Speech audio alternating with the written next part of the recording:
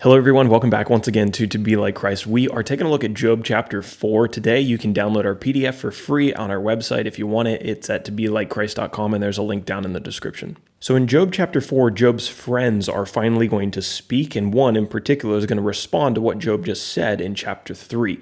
So let's go ahead and get into this. We're going to first go over our bird's eye view outline of the book of Job. We've already passed through the first section, which is chapters 1 and 2, Satan's persecution of Job.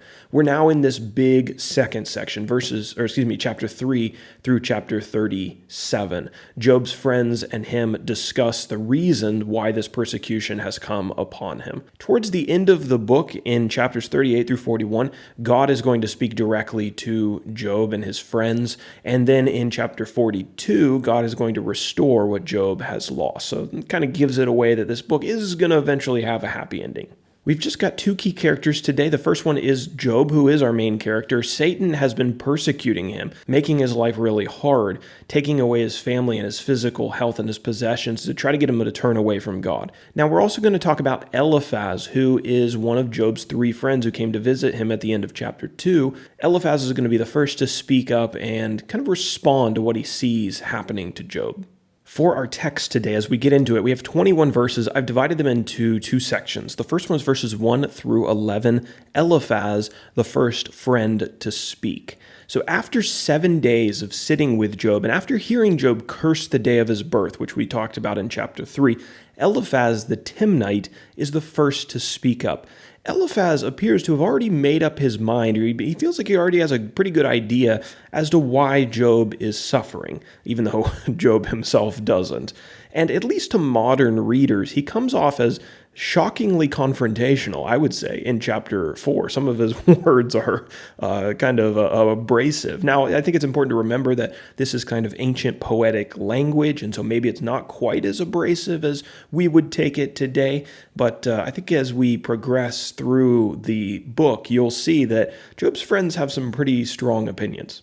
Elephaz began by pointing out a seeming contradiction in Job's behavior and character. He says that Job had been a comforter to many people who had been suffering in the past, but now Job was unable to apply his wisdom to himself. He comforted others, but he could not comfort himself. Elephaz suggested that Job was inconsolable because he had committed some kind of trespass against the Lord, some kind of sin. And Elephaz didn't necessarily know what that sin was, but he basically said, look, Job, you wouldn't be suffering like this if you hadn't done anything wrong. He said this, quote, "As I have seen, those who plow iniquity and sow trouble reap the same." So kind of like this karma idea that exists in the world. If you do bad things, you'll get bad results and consequences in your life. This is kind of what Elephaz is suggesting. Elephaz thought that God was humbling Job for some kind of hidden wickedness in Job's life. Now, we know from the way Job is introduced in chapter 1 that that is not the case. Section number 2, Elephaz continues. Elephaz's night vision is our title for this last section. Elephaz claimed that he had seen a vision, and in this vision, a ghostly figure stood before him and spoke to him, saying this, quote, "Can mortal man be in the right before God? Can a man be pure before his maker? Even in his servants he puts no trust, and his angels he charges with error." I think what's being said here is that all men sin. Even the angels that are in heaven are not immune to sinning. No one is perfectly blameless before God. And perhaps Elephaz recounted this vision to encourage Job to confess whatever sin he was hiding. He's basically saying, look, all men sin. There's no shame in confession. Just confess to it, get it over with, get it behind you so that these bad consequences can get behind you as well. Elephaz must have felt like confession was Job's pathway to healing. The only problem was, as we know, Job hadn't sinned. So he had nothing to confess and no sin to account for all of his troubles. So that's where Elephaz leaves off in chapter 4, and he is going to continue. The discussion is going to continue, so we'll just leave it there for today. Let's talk about an application from what Elephaz had to say. I believe that common sense is generally a pretty good guide in life. I promote common sense. I'd like to think I have some common sense. But we need to be careful about applying human common sense to spiritual life and spiritual questions. Eliphaz's suggestion that Job was suffering because of some unconfessed sin probably seemed pretty sensible to him, pretty common sense. And it is actually generally true that people reap what they sow. Even the Bible says this in verses like Galatians chapter 6 and verse 7. But human common sense is limited, and we need to recognize that. It's limited by our limited knowledge of God and the spiritual realm. Therefore, we need to be very careful before drawing conclusions that may seem reasonable to us, but that we have very little insight into.